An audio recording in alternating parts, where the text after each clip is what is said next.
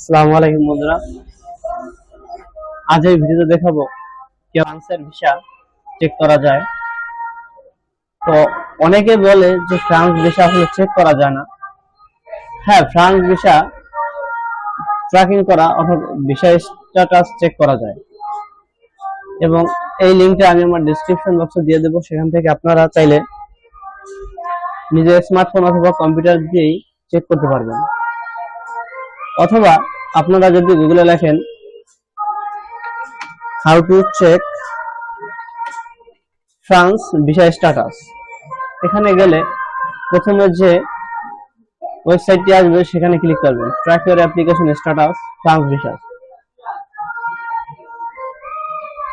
এখান থেকে আপনারা ইনফো ভিসা অনলাইন অ্যাপ্লিকেশনে ক্লিক করবেন। এরপর এরকম একটা পপ আপ আপনাদের সামনে আসবে, এবং সেখান থেকে রিসিপ্ট নাম্বার এবং ডেট অফ বার্থ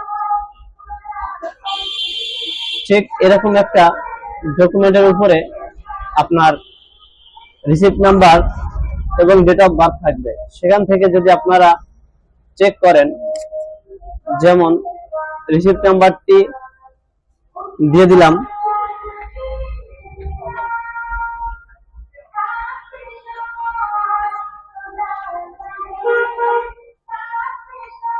এরপর আপনার ডেট অফ বার্থ দিয়ে দেবেন। প্রথমে দিবেন ইয়ার,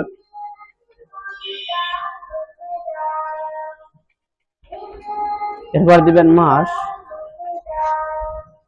তারপর দিবেন ডে। দেওয়ার পরে কনফার্ম করলে এরপর আপনাদের সামনে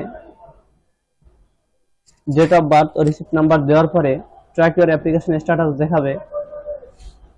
লেখা থাকবে, the visa center where you submitted your application is responsible for providing tracking information about your application.